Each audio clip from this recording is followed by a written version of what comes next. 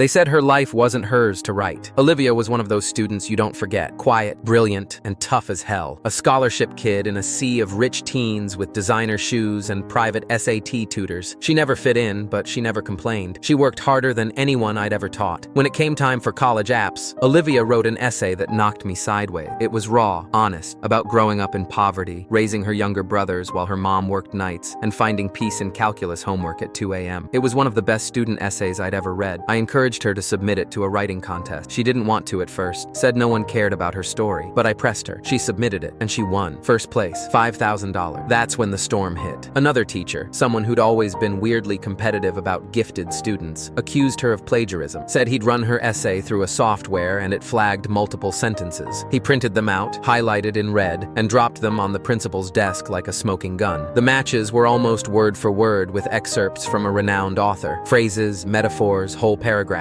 It looked bad. The principal scheduled a disciplinary hearing. Following policy, I had to inform the colleges where Olivia had been accepted that she was under academic investigation. Within days, her early admission to Cornell was rescinded. The Scholarship Foundation emailed her asking for a formal explanation. It was brutal. At the hearing, Olivia didn't argue, didn't lie. She just sat there, quiet, and then, when pressed, broke down. "I didn't copy anyone," she cried. "I haven't read any books by that author. I don't have time to read. I go to school, I work 2 jobs, I help my brothers with their homework. I just wrote what my life feels like." Something didn't add up. The author she was accused of copying wrote fiction, not personal essays. And yet the passages were describing the same streets, same buildings, same broken swings and smells of bleach in the stairwells. I couldn't shake it. That night, I started digging, and what I found hit me like a brick. The author in question had grown up in the exact same housing project as Olivia, 20 years earlier. Same neighborhood, same story, same life. The plagiarized lines were simply 2 people describing the same place, in the same language, because that's just what it was. The cracked pavement, the mold smell in the laundry room, the corner store with the flickering light. When I presented this to the committee, that other teacher still wouldn't let it go. "It's too similar," he said. She should have cited the author's description of the neighborhood instead of presenting it as her own. I snapped. "You're telling a student she has to cite someone else's description of her own home? That her lived experience isn't hers because someone published it first? You're not protecting academic integrity. You're silencing her reality." The committee finally cleared her of plagiarism, but it was too late. Cornell didn't reverse their decision. The Scholarship Foundation had already awarded her funds to someone else. And that teacher? He still insists he was technically correct. Yesterday, Olivia came by my classroom. She didn't say much, just handed me a copy of her essay. It had been published in a national magazine. She'd written a dedication at the top. For Miss Scarcia, who believed my story belonged to me. She walked out. I sat at my desk and cried, furious, proud, and heartbroken all at once. We took everything from her, just for telling the truth.